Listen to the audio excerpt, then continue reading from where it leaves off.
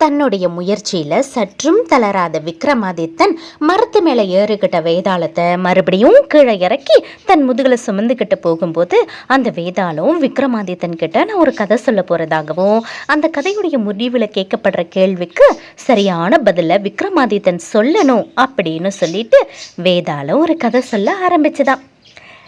கதை என்னன்னு பார்க்கலாமா குட்டீஸ்? வாங்க கதைக்குள்ள போகலாம். நான் உங்கள் Roshini. Welcome to Rachel's mythical stories. விசித்திரமான விக்ரமாதித்தன் கதைகள். கதையுடைய பெயர் என்ன தெரியுமா? அரசனுக்கு அதிர்ச்சி தந்த காவலன்.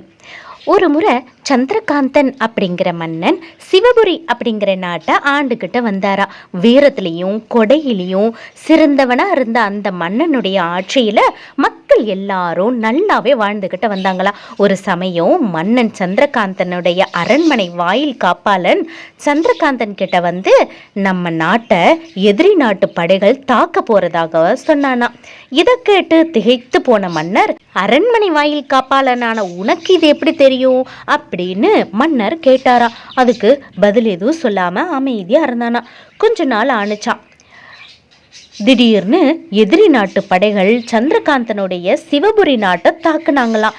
ஏற்கனவே முன்னெச்சரிக்கையா இருந்த சந்திரகாந்தனும் அவருடைய படைகளும் ரொம்ப சிறப்பா வீரத்தோட சண்டையிட்டு எதிரி நாட்டு படைகளை நாட்டை விட்டு துரத்துனாங்களாம். அப்போ சந்திரகாந்தனுக்கு தன் அரண்மனை வாயில் காப்பாளன் சொன்ன விஷயம் நினைவுக்கு வந்துதான்.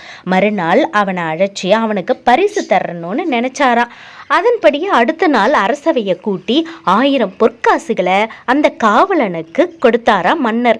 அப்போ சந்திரகாந்தன் அந்த வாயில் காப்பாளன் கிட்ட கேட்டாராம், நம்ம நாட்டை எதிரிகள் தாக்க போறதா உனக்கு எப்படி முன்னாடியே தெரியும் அப்படின்னு. அதுக்கு அந்த காப்பாளன் சொன்னாராம், தனக்கு சில நிகழ்வுகள் அது நிஜத்துல நடக்கிறதுக்கு முன்னாடியே தனது தூக்கத்துல கனவு மூலமா தெரிய வந்துரும் அப்படின்னு சொன்னாராம்.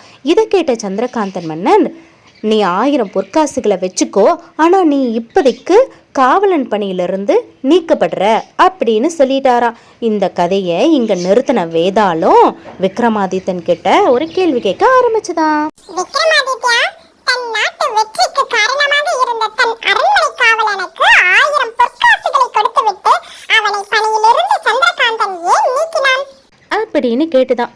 கொஞ்ச நேரம் சிந்திச்சு பார்த்த விக்ரமாதித்தன், காவலன் தன் கனவின் மூலம் எச்சரித்து தன் நாட்டை காப்பாற்றியதற்கு பரிசாக அவனுக்கு 1000 பொற்காசுகள் தரப்பட்டது. அதே நேரத்தில் தன் அரண்மனை காவலன் பணியின் போது அவ்வீரன் தூங்கி இருக்கிறான். அப்போதே அவனுக்கு அக்கனவு ஏற்பட்டு இருக்கிறது.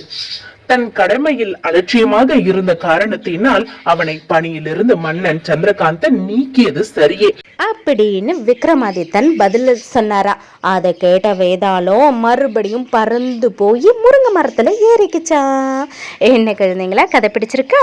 உங்களுடைய குட்டி குட்டி ஃப்ரெண்ட்ஸுங்களுக்கும் கதையை ஷேர் பண்ணுங்க, சேனலை சப்ஸ்கிரைப் பண்ணுங்க, லைக் பண்ணுங்க. தேங்க்யூ.